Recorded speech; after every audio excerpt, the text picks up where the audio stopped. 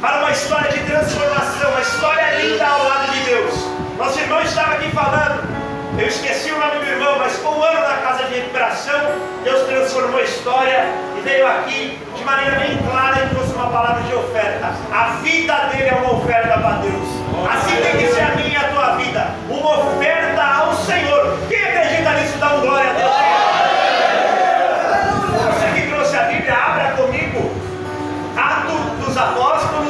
Atos dos Apóstolos, capítulo de número 3. Atos 3, aleluia. Versículo de número 1. Atos dos Apóstolos, capítulo 3, versículo de número 1. Quem achou, diga: eu vou para o céu. Quem não achou, diga: eu também vou. Glória a Deus.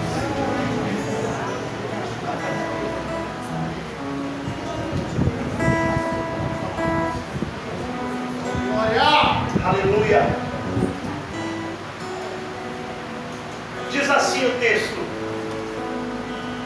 A epígrafe diz: a cura de um coxo. Capítulo 3, versículo de número 1. E Pedro e João subiam juntos ao templo na hora da oração. Pedro é quem? João. Pedro e quem? João. Quem é Pedro? Afinal, quem é João? Olha aí, papai. Nós temos o hábito de ler a passagem e entrar dentro da história, mas a gente às vezes não sabe nem quem é Pedro, muito menos quem é João. Observe que a história, segundo a Bíblia, ela diz que Jesus ele encontra um homem, Evangelho de Nosso Senhor Jesus, segundo nos escreveu João, por nome de André. Depois ele encontra um homem chamado Simão, diga Simão. Simão. Depois ele encontra Filipe.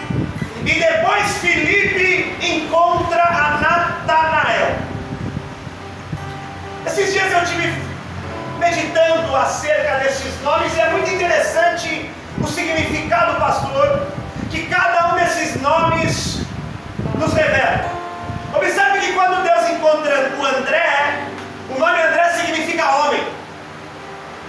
Porque tem horas, querido, que você pensa que Deus te encontrar, você tem que ser um super crente. Não, você tem que ser homem.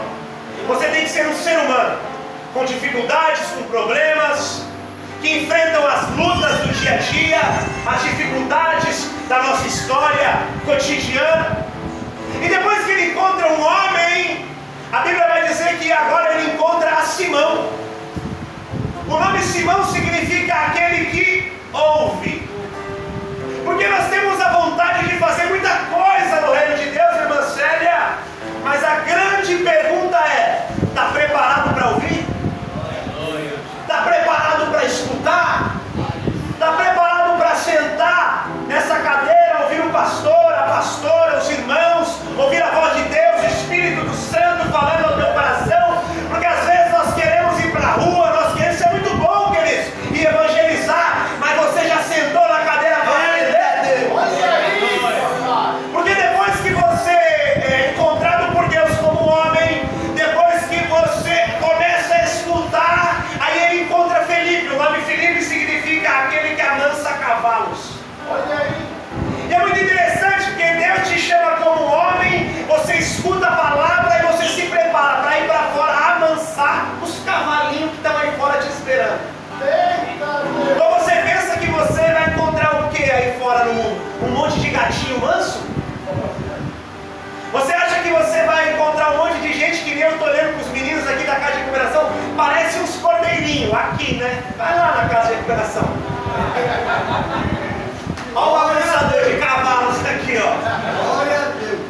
Ah, então é assim, meus queridos. Você é homem, você escuta, você se prepara para amansar cavalo, aí acha Natanael. Natanael é o quê? Presente de Deus. Quem quer presente de Deus aqui? Dá um glória a Deus. Tá fraco,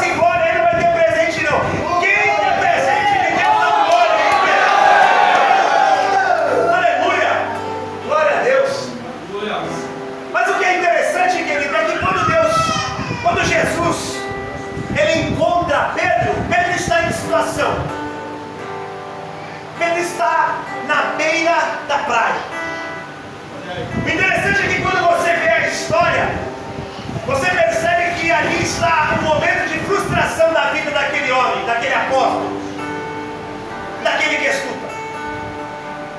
E a frustração é essa. Flávio Joséfo, grande historiador do primeiro século judeu, ele chega a dizer na história dos Hebreus que Pedro, ele possuía algumas embarcações em seu nome. Se não me falha a memória, mais de 350 embarcações ao comando de Pedro. Isso é, Pedro não é aquilo que desenharam para nós durante uma vida inteira, um pobre coitadinho que estava pescando na beira do mar. Nós estamos falando de um empresário. Nós estamos falando de um homem que tinha um certo poder aquisitivo. Por exemplo, queridos, se vocês tiverem a possibilidade de hoje ir até Cafarnaum, de ir aonde? Está fraco, de ir aonde? Você vai encontrar lá a casa de Pedro. Sabia que a casa de Pedro está lá? Os arqueólogos encontraram a casa do apóstolo Pedro. O interessante é que a casa daquele homem não era que nem as demais casas que ali estavam. A casa dele tinha uma parte submersa para baixo da terra e uma parte para cima. Ele morava num duplex. Só quem morava nesse tipo de casa eram empresários, homens que tinham uma condição financeira legal. E o interessante é que este homem que tem uma condição financeira legal, ele está na beira daquela praia, na beira daquele mar de água doce, e a Bíblia vai dizer que ele lava suas redes e o desejo no coração dele é parar. O texto que nós lemos no Evangelho, que nós estudamos, quando Pedro fala assim, eu vou lavar a rede, o termo poético do grego quer dizer assim, de alguém que pensa em desistir daquilo que ele ama fazer. Pedro não lavava as redes para pescar na noite seguinte, queridos.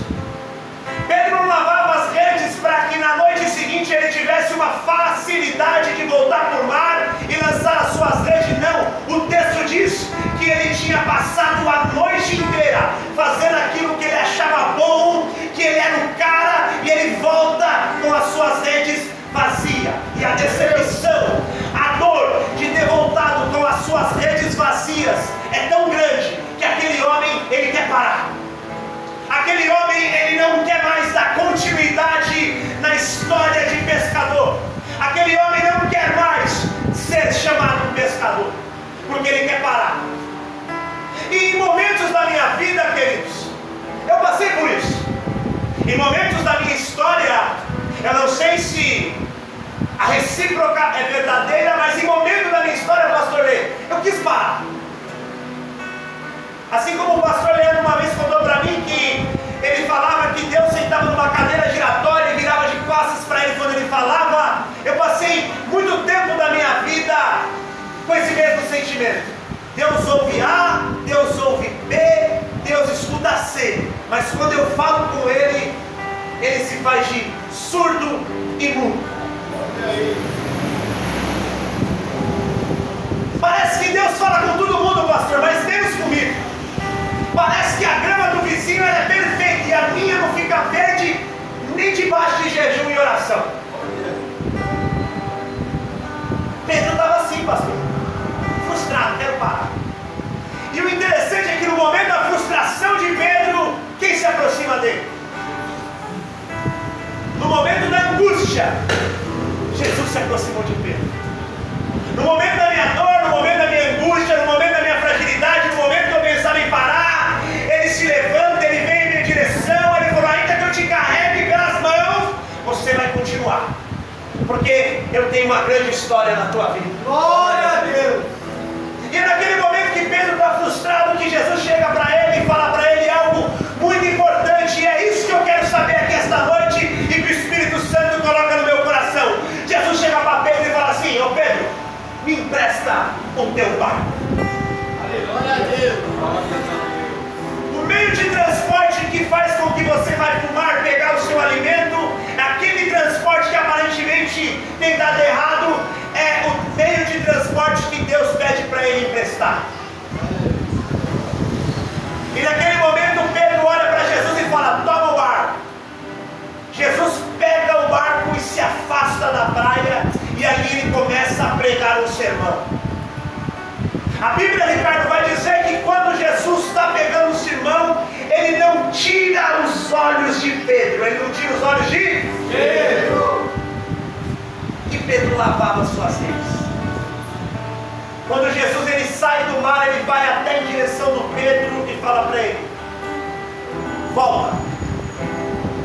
lança a rede. Mas Senhor, eu pesquei a noite inteira e querido, eu não quero saber o que aconteceu com você ontem. Eu quero saber se você vai ter uma aliança comigo a partir de agora. O que aconteceu passou. As percas, as frustrações, as decepções, as angústias. Acabou. Eu quero saber hoje. Quer ter um encontro comigo hoje? Esquece o passado, porque o teu presente e o teu futuro estão na mão do Senhor. E é assim que Pedro se encontra com Cristo. Porque ele decide ouvir a voz do Mestre e fala: Senhor, pesquei a noite inteira, não pesquei nada, mas debaixo da tua palavra eu vou lançar a rede.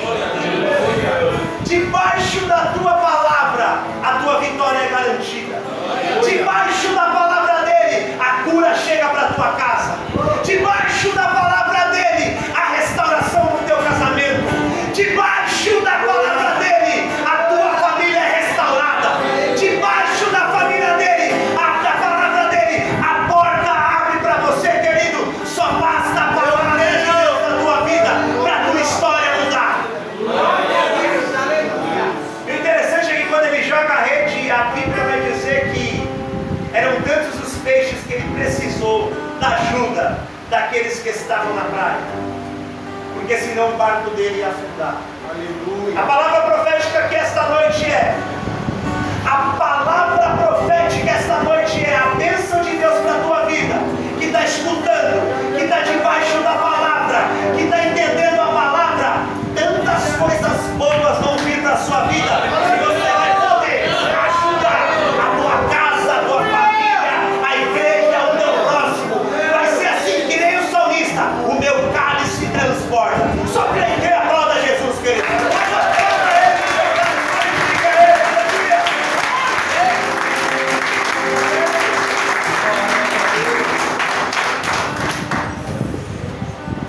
Pedro se encontrou com Jesus. Pedro teve um encontro com ele. Aquele encontro mudou a história, mudou a rotina, mudou tudo na vida daquele homem. Porque quando ele sai daquele barco, ele se prostra aos pés do Senhor. E a partir daquele momento o Senhor fala algo para ele. Ele fala: Pedro, a partir de hoje tu não será mais pescador de peixe. A partir de hoje tu vai pescar almas.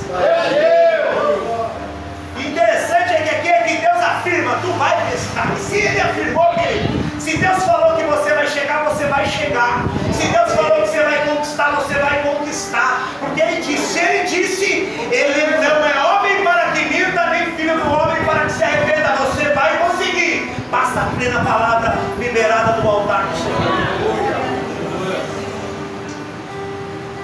3 anos e meio este homem passa, vendo Jesus transformando água em vinho, vendo Jesus ressuscitando os mortos, vendo Jesus com um abraço curando leprosos, vendo as crianças rodearem ele. Já viu criança estar perto de gente rabugenta? De forma alguma. Pedro via, Pedro assistia, Pedro acompanhava. Pedro percebeu cada momento da vida de Jesus. Só que o texto também vai dizer, certo, que teve um momento em que Pedro estava em um banquete ceando a Páscoa, e que Jesus fala: alguém que está conosco vai negar o meu nome. Interessante é que você olha o contexto daquela mesa, pastor, e você vai ver João falando: sou eu, não és tu. Tiago dizendo: sou eu, não és tu. Natanael: não és tu. Bartolomeu: não és tu. Tadeu: não és tu. Aí Pedro ele fala: eu não te negarei. Aí Jesus fala para ele: antes que o galo cante, vírgula, 3 vezes você vai me negar. Meu Deus, é forte. Aquele homem, querido, que ele era um empresário muito bem sucedido, que ele se encontra com Jesus, ele caminha com Jesus. O texto lá na frente vai dizer que ele nega a Jesus. E quando Pedro nega Jesus, a frustração volta ao coração dele. Ele começa a viver tudo que ele vivia no passado. Ele volta para o mar, ele rasga suas vestes, Ele começa a sentir vergonha novamente, porque só quem peca sabe o que eu estou dizendo. Você aceita Jesus, você tem comunhão com Jesus, você vê um milagre acontecendo, mas por uma circunstância da vida, normalmente por uma brecha que você abre, você cai num pecado, você cai numa angústia, você cai numa dor, e aquilo faz com que você se afaste de Deus. E ele volta a fazer o que ele praticava antes de conhecer a Jesus. Ele volta a pescar, ele volta para o mar, ele volta a sentir angústia, ele volta a sentir a depressão. Só que o texto vai dizer que de repente aparece um homem ressurreto na praia e fala para ele: Simão Bar-Jonas, isto é, Simão, filho de Jonas, traga um peixe, porque a fogueira está acesa. Glória a Deus. E quando ele traz um peixe, porque ele sabe quem está chamando ele senta naquele lugar, naquele ambiente, e só está Jesus e só está Pedro, e o texto vai dizer que há um silêncio entre os dois, não há conversa, só tem pão e peixe na fogueira, só tem pão e peixe na fogueira. Quando de repente Jesus faz a pergunta que é a mais dolorosa da história que ele pode fazer para mim e para você. Ele diz para Pedro: Pedro, tu me amas?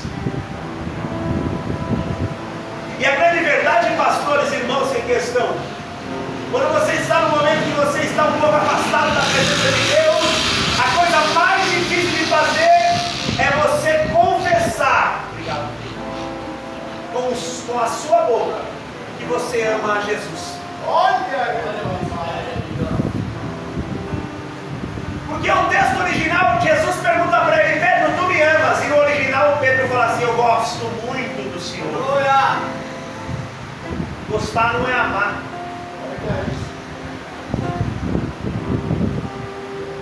Aí Jesus volta para ele e fala: não é isso que eu te perguntei, eu perguntei se tu me amas. Aí ele fala: eu gosto muito do Senhor. Aí pela terceira vez Jesus pergunta para Pedro: Pedro, tu me amas? E o texto vai dizer que ele rompe com aquilo que ele fez, ele rasga o teu coração, ele fala assim para Jesus: tu sabes. Glória a Deus.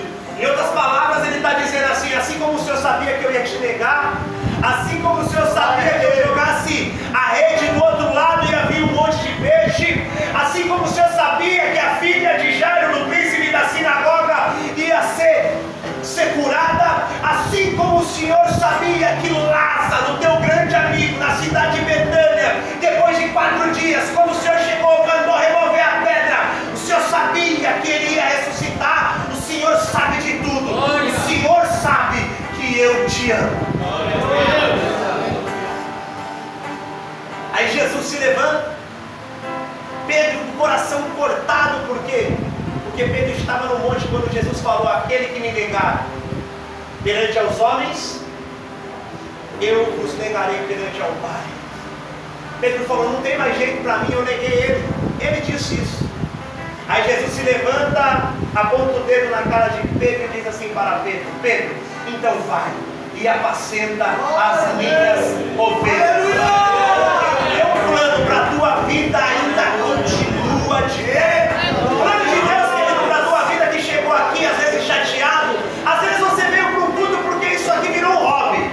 Toda quarta-feira tem culto, toda sexta e todo domingo eu vou, mas nem sabe mais o que está fazendo, porque durante algum momento da tua história, você deixou alguma coisa entrar no teu coração, você ficou chateado, ficou olhando para A, ficou olhando para B, deixou de olhar para ver Jesus, mas o Senhor me trouxe aqui para te dizer: o meu plano para a tua vida continua de pé.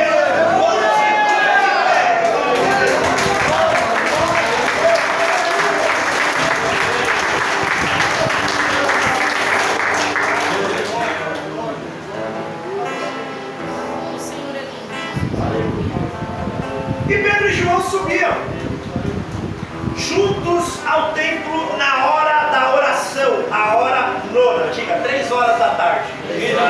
Mais forte, 3 horas da tarde. A questão aqui, queridos, é claro, observe só o versículo 1, olha que interessante. Pedro e João subiam juntos ao templo na hora da oração, na hora nona, às 3 horas da tarde. O que eu já tenho que aprender aqui é claro, queridos. Homem de Deus anda com? Mais forte, homem de Deus anda com? Homem de Deus. Glória a Deus.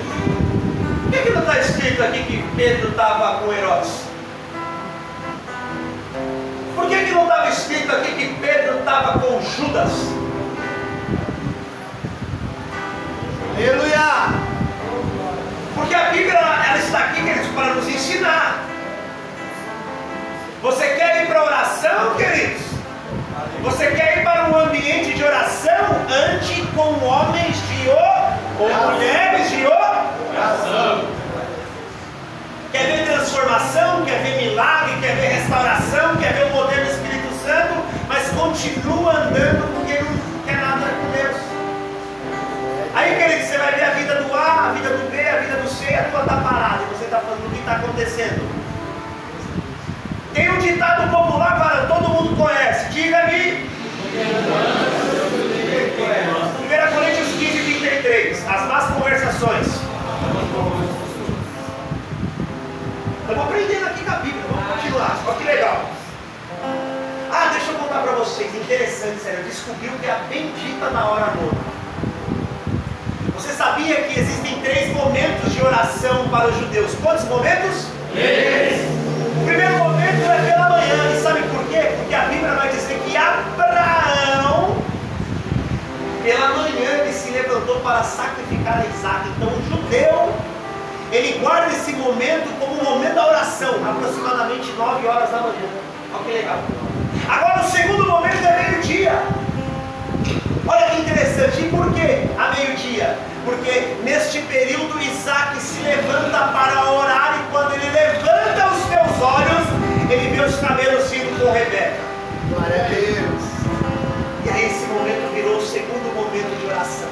Agora o terceiro momento de oração, a Bíblia vai dizer que havia uma pedra, uma escada, anjo subindo, anjo descendo, e um homem falando de Jacó, e daqui a pouco ele fala, rapaz, este lugar é terrível, aqui é a casa de Deus. E aqui virou agora o terceiro momento de oração.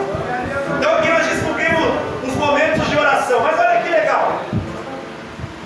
Depois que Pedro e João subiam juntos ao templo, para a hora da oração, a nona, era trazido um varão que desde o ventre da sua mãe era coxo. Varão, coloca aí, Atos capítulo 4, versículo 22, rapidinho, coloca aí, Atos 4, 22. 4, 22. Pois tinha mais de 40 anos. Mais forte, pois tinha mais de 40 anos. Rapaz, o cara estava 40 anos na porta do templo pedindo esmola. Vai falar para mim que você não conhece ninguém assim. Está 40 anos na porta da igreja, 40 anos na igreja pedindo esmola. Queridos, aqui não é lugar que você vem pedir esmola. Aqui não é lugar que você vem barganhar com Deus alguma coisa. Aqui é um lugar que você veio cultuar a Deus. Hoje tem uma mania, pastores, irmãos, que é a questão da pessoa sair do culto e falar assim, não gostei do culto.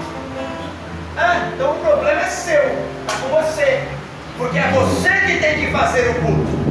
Não é o pastor, não é o irmão do lado, é você que vai prestar um culto agradável. Glória a Deus.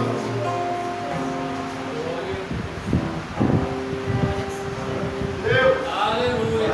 Glória a Deus, aleluia. E o mais interessante, o texto vai dizer aqui que levavam ele para lá para pedir esmola. Olha aí. As pessoas que iam para o templo lá, elas não iam a fim de ver um milagre na vida daquele cara. Elas já estavam satisfeitas em ver aquele cara pedir esmola. Aqui existem 2 tipos de pessoas.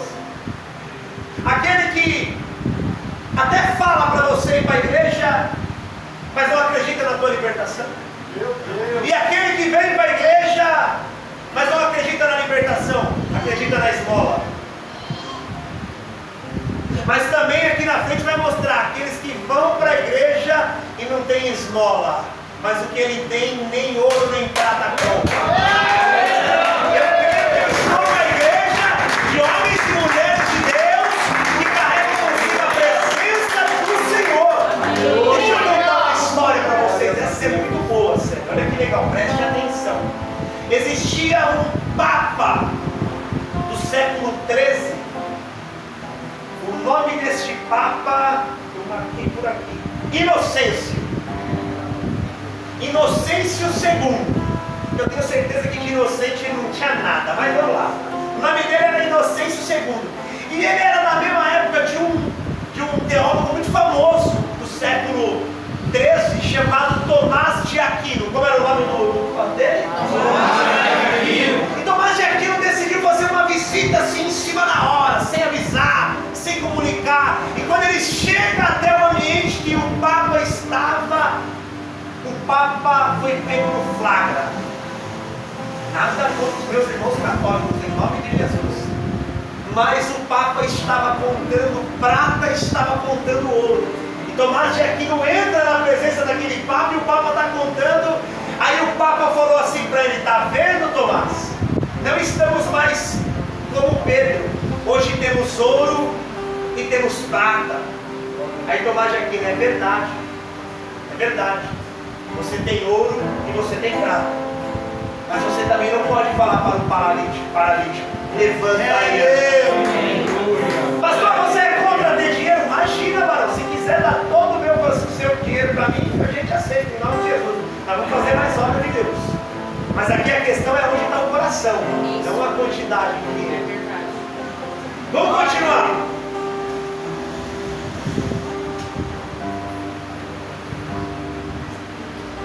O qual todos os dias punham a porta do templo chamado Formosa. Diga Formosa. Formosa. Sabe por que chamavam Formosa? Tinha um judeu alexandrino chamado Nicator, que ele doou essa porta para o templo. Essa porta veio de Corinto, pastor Leandro. Essa porta ela tinha 25 metros de altura. Quantos metros? 25. E 20 de largura. Precisavam-se 10 homens para abrir essa porta. Essa porta era toda revestida de bronze. Flávio José vai dizer que o preço dela excedia muito o valor do ouro e o valor da prata. E é naquela porta bilionária que o cara está pedindo esmola. Meu Deus! E ele, vendo a Pedro e a João que iam entrando no templo, pediu que lhe dessem uma esmola. E Pedro, com João, fitando os olhos nele, disse: olhe para nós. O interessante é que eu preguei e ministrei aqui agora para vocês, e quando Pedro estava lavando as redes, Jesus não tirava os olhos dele. Uma coisa Pedro aprendeu com Jesus: a olhar para as pessoas, a observar as pessoas, a caminhar por aí e olhar as pessoas, identificar o que aquelas pessoas estão fazendo. Querido, como é que é aí fora? Você tem olhado para as pessoas, se colocado no lugar delas? Meu Deus! Vendo se as pessoas estão precisando de um abraço, de uma palavra, de uma oração? Ou será que a gente está que nem o Inocêncio? Temos ouro, temos prata, temos uma igreja bonita, mas olhar para o paralítico, olhar para o dependente químico, olhar para a prostituta, olhar para aqueles que estão afundados no lamaçal do pecado e falar: Jesus vai te curar, Jesus vai te libertar. Como é que é? Como é que está a igreja? Como é que está? Me chamando para pegar assim: a igreja ideal para 2024. Qual que é? Eu falei: não, é brincadeira esse tema, né? Isso é sacanagem. Qual que é a igreja ideal para 2024? É a que sempre teve que ser, irmãos. Não mudou nada. Verdade. O que mudou? A mesma de Atos, a mesma que Jesus fundou, a mesma igreja. Aqui a Bíblia vai dizer que a porta do Ih, rapaz, vocês faltaram na escola bíblica dominical, mas vamos lá. A porta do inferno é essa igreja que nós temos que ser em 2024, como fomos em 2023 e como serão em 2025. Isso se Jesus não voltar para nós. Verdade.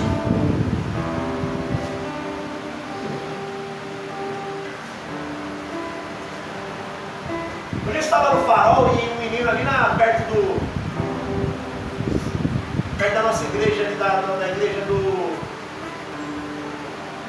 Patrick Moura. Tem um farolzinho ali que o pessoal fica pedindo. Eu estava parado ali com o carro, o rapaz veio e falou assim para mim, todo sujo, na cara, passou a noite usando drogas, era umas 9 horas da manhã. E ele veio no meu carro e todo mundo com o vidro fechado, e eu abri o vidro e falou, pelo amor de Deus, eu estou morrendo de fome. Eu falei para ele, mentira, não tá não. Aí eu sei que aquele farol demora, eu falei, vou ter uma prosa com ele aqui boa. Ele falou, eu estou com fome. Eu falei, não tá, varão, você tá louco para usar droga, irmão. Você tá falando com o cara que mais usou droga na face da terra aqui. Aí ele já mudou a conversa. É mesmo, irmão? O que aconteceu? Ah, encontrei um homem chamado Jesus. Aleluia. Aleluia! E aí ele falou, é mesmo? Eu falei, é, varão. Aí ele começou a olhar minhas tatuagens e falou, parece que é verdade isso aí que você está falando, hein?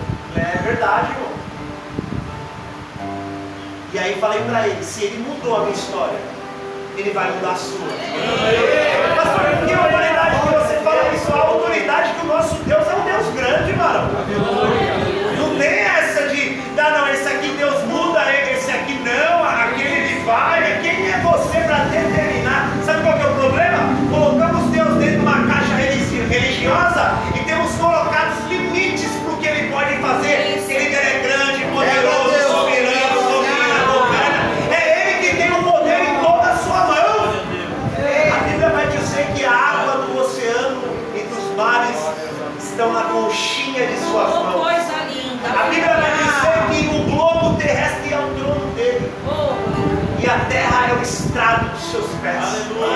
A Bíblia vai dizer que não cai uma folha de uma árvore sem que ele permita ou sem que ele ordenhe. A Bíblia, ela vai dizer que ele fez o homem do pó da terra. Soprou o fôlego da vida em seus narizes, Roash e Hakodesh. E aquele homem começou a ter vida. A Bíblia vai dizer que ele é tão poderoso que tudo ele construiu em 6 dias. E no 7º século, ele ainda teve tempo para dar uma descansada. A Bíblia vai dizer que ele nunca viu uma batalha que ele perdesse. Ele nunca viu um pecado que ele não pudesse perdoar. Ele nunca entrou numa batalha para perder. O nosso Deus é poderoso. A Bíblia diz que ele pega um sonhador e faz dele um libertador do Egito. A Bíblia vai dizer que ele pega um gago e faz libertador de Israel. A Bíblia é clara, ela vai dizer que ele pega um menino e faz dele um derrubador de muralhas, varão. A nossa Bíblia vai dizer que com uma queixada de jumento ele fez Sansão derrubar um exército inteiro que estava parado em sua frente. A Bíblia vai dizer que ele pega um menino ruivo e poeta e faz o maior rei que a história já viu, de seu filho, o homem mais sábio que já pisou na face dessa terra. O nosso Deus é poderoso. Ela vai dizer que com o vento ele ressuscita um vale de ossos secos inteiros.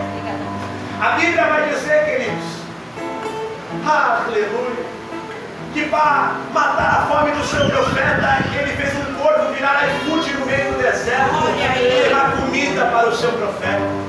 A Bíblia vai dizer que com o seu profeta vencer 450 profetas de Baal e 400 profetas de Azera no Monte Carmelo, envergonhando todo aquele povo. Aleluia. A Bíblia vai dizer também que ele é tão poderoso que numa cova de leão, ele faz o leão virar um travesseiro e o seu profeta tirar o leão. Ele é poderoso que ele não se apavora, ele não fique com medo, ainda que a fornalha esteja acesa, ele entra para dançar com os crentes que ali estavam. Oh, querido, ele te liberta da fornalha, da boca de leão, ele faz ossos ressuscitar. Ele é poderoso, ele é grande, ele é poderoso.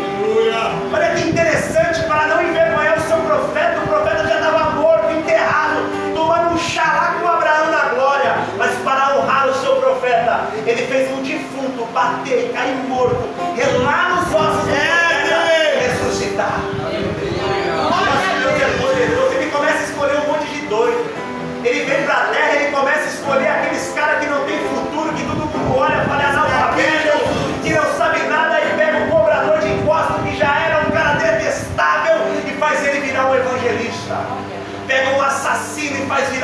pescador.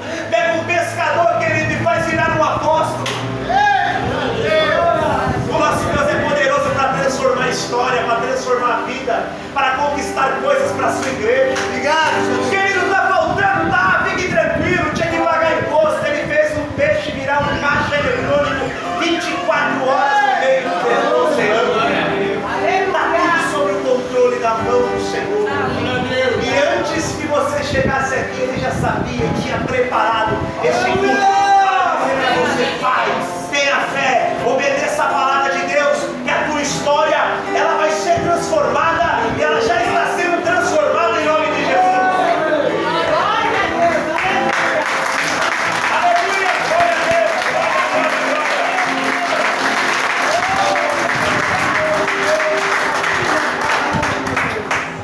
Glória a Deus, aleluia. Santo, santo é o nome do Senhor. E olhou para eles esperando receber deles alguma coisa. Assim é. Ainda que as pessoas aí fora elas esperem receber de nós, porque nós como igreja nós somos o norte desse pessoal. As pessoas aí fora, nem que ela esteja esperando uma esmola, mas alguma coisa ela está esperando receber de nós. Quando você se identifica como um cristão, como um evangélico, como um crente, as pessoas aí fora, elas começam a nos testar. Eu lembro que uma vez eu fui na CEAGESP e o cara passou do meu lado, eu tenho o hábito de chamar os homens de varão. Ô varão! O cara parou pra mim e falou: você... E ele estava com uma cara que devia ter tomado tudo que existe ali no bar. Ele falou pra mim: ah, você é evangélico? Eu falei: sou. Me fala um versículo de Mateus. Legal, hein, varão? E aí, se põe no meu lugar, trabalhando, mas Deus não envergonha. Eu falei: vinde após mim, todos vós, estáis fracos, oprimidos, sobrecarregados, e eu vos aliviarei. Obrigado, Senhor, não me deixou envergonhado. Evangélico, isso aí deu pra mim. O mundo, tem uma música do Thales que ele fala isso: o mundo quer resposta, o mundo nos pede resposta. E é verdade. O paralítico, ele estava aqui, o texto está dizendo, e olhou para eles esperando receber deles alguma coisa. É claro que o paralítico esperava receber o quê? Uma esmola. O mundo está esperando a esmola. O mundo está esperando a marmita. As pessoas estão esperando. Eu não tenho esmola. Eu não tenho esmola. O interessante é que quando Pedro fala com eles, o texto dá a entender, pastor Leandro, que aquele homem estava de cabeça. Olhe para mim. Olhe para mim. Pare de olhar para a porta do templo, ele tem 25 metros de altura e 20 de comprimento. Só porque ela está brilhando. Pare para mim. Olhe para mim. Tenho aprendido muito, querido, que quando tem muita estrela aqui em cima é porque o sol da justiça não está brilhando. Quando tem muita estrela aqui em cima, o sol não está brilhando. Você já viu alguma estrela durante o dia, num dia de sol? E a minha Bíblia vai dizer, Malaquias capítulo 4: nascerá para vós que creem no meu nome o sol da justiça. Jesus é o sol da justiça. Não tem estrela não, varão. Se tiver estrela, Jesus não está. E tem que brilhar na nossa vida é o brilho do Espírito Santo de Deus.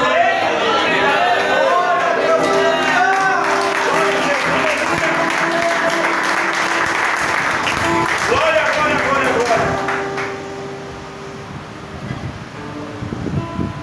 Não tenho prata, não tenho ouro. Pedro está falando assim, as coisas corruptíveis, querido. Eu estava lá, eu vi Jesus falando: não ajunteis para vós tesouros na terra, onde a traça e a ferrugem tudo consomem, e onde os ladrões minam e roubam. Mas ajunteis para vós tesouros no céu. Mas buscai primeiro o reino do céu e a tua justiça, e as demais coisas nos serão acrescentadas. Jesus está falando: ouro e prata é bom, né? Mas no meu reino é as demais. O principal é justiça, alegria, retidão, paz, caráter, transformação de vida. Pedro está dizendo: essas coisas eu já tive quando eu era pescador. Isso me levou à frustração. Essas coisas eu já tive, me levou à depressão. Essas coisas eu já tive, mas me levou à angústia. E o paralítico fala: mas o que te tirou da angústia? Foi quando ele entrou dentro do meu barco.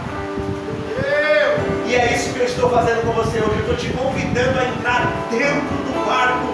Estou convidando você a emprestar o seu barco para Jesus. Se você emprestar o seu barco, a tua alma, a tua vida, haverá festa, haverá júbilo, haverá alegria dentro da tua casa. Ainda que tudo aos teus olhos pareçam estar dando errado, não estão dando errado. É festa de Deus na tua vida.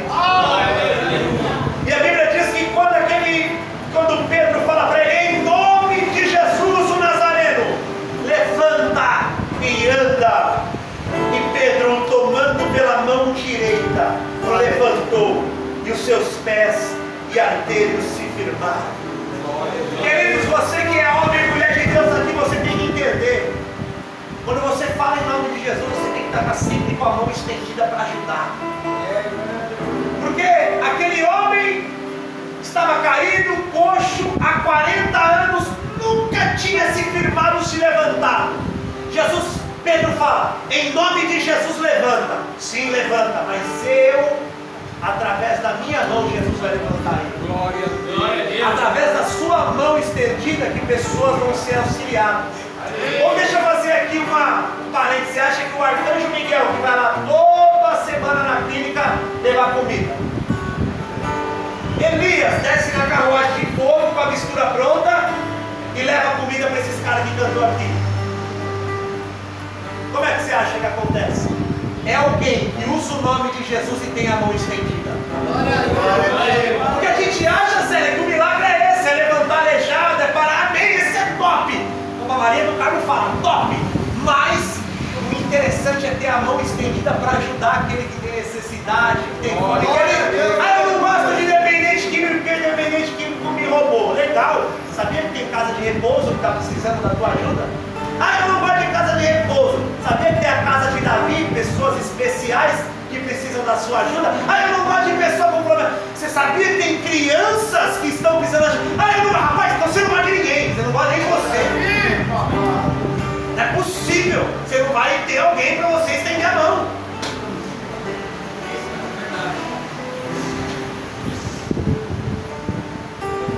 Para finalizar,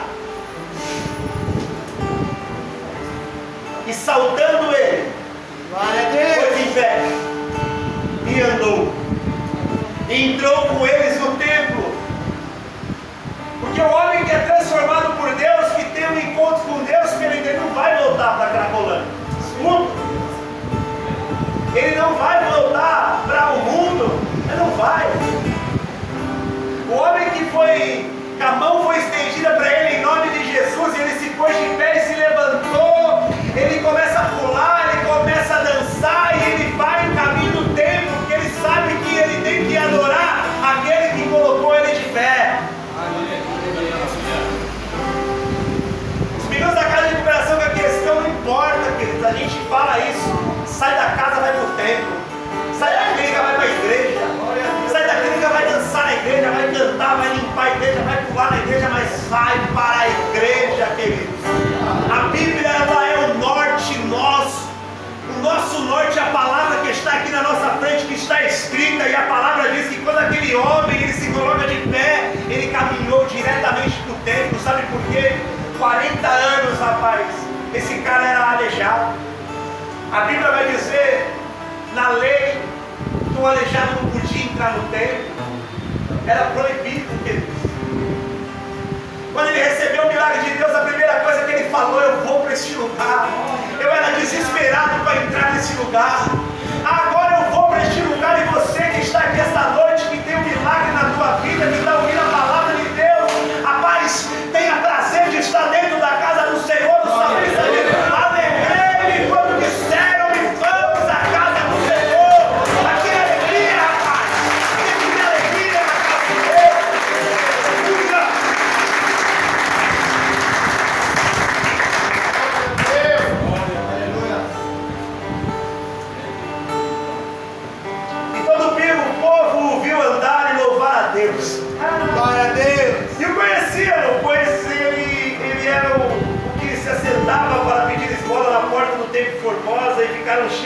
pasmo e assombro pelo que lhe acontecera, e pegando-se o coxo que fora curado, a Pedro e a João, todo o povo correu atônitos para junto deles, ao alpendre chamado de Salomão. Glória a Deus. Os meninos da casa de recuperação, você está 10, 20, 15 anos na droga, 5 anos, 50 anos na droga, no alcoolismo. Todo mundo te conhece como um Zé Ninguém. Todo mundo vê você como um sem futuro, como alguém que não vai alcançar nada, que nunca vai conquistar nada, que nunca vai ter nada. Aí a mão estendida, vem Jesus, transforma a tua vida e as pessoas começam a olhar e falar: rapaz, não é possível. Esse é o aleijado que está 40 anos pedindo esmola. Glória a Deus. A transformação de vida em nome de Jesus. A restauração de vida em nome de Jesus. A reconciliação familiar em nome de Jesus. Isso daqui é talvez um pouco de vergonha. Eu não sinto, mas eu vou falar. Durante anos da minha vida, a bolsa da minha mãe e do meu pai tinha que ser escondida dentro da minha casa. Durante anos, pastor, eu já estava limpo fazendo a obra de Deus. Minha mãe escondia a bolsa dentro de casa. Hoje, de vez em quando, é ela que pega umas moedas na minha carteira. Glória a Deus. Ele é Jesus. Irmão, não tem transformação pela metade, irmão. O aleijado, ele não vai andar com uma perna só, ele vai andar com as duas.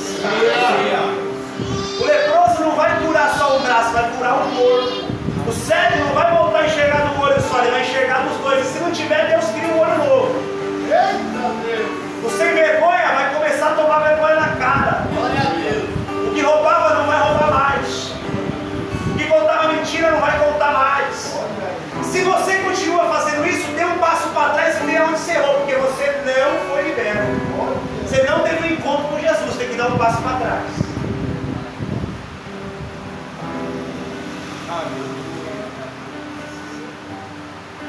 Aleluia, Jesus. As pessoas olhavam para mim, pastor Jé. Eu sou de uma família boa da região lá do Cabo Sul, todo mundo conhece a minha família, eu sou filho único, meu pai tem um bom nome na região. Meu pai, para vocês terem ideia, no campo de várzea local, ele até hoje ele é vice-presidente ainda, foi presidente mais de 20 anos, então todo mundo conhece meu pai. Então eu entrava dentro de bares, padarias, todo mundo me conhecia. Filho único do João Canela, todo mundo me conhecia. As pessoas falavam assim para mim quando eu implorava um copo de pinga: você não está vendo que você é um perdido? Queridos, se você perguntar para mim hoje: pastor, o que você sente quando você lembra dessa frase?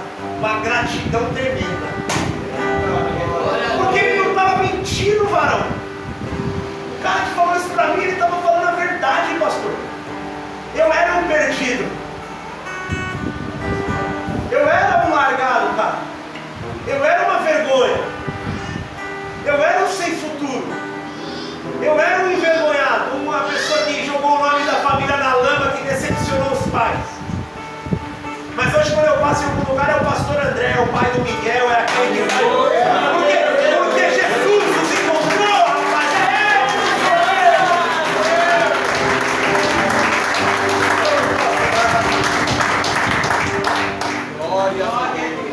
Às vezes, quando eu recebo esses convites, que a gente vai quase semanalmente em igrejas fazer uma palavra, eu fico pensando: rapaz, o que Jesus viu? Deus é lindo! Eu não merecia nada, rapaz. Mas é tão gostoso saber que a graça dele nos alcança, o perdão dele nos alcança. O perdão dele faz com que nós nos coloquemos de pé. E faz com que nós caminhemos novamente em direção ao propósito que ele tem para a nossa vida.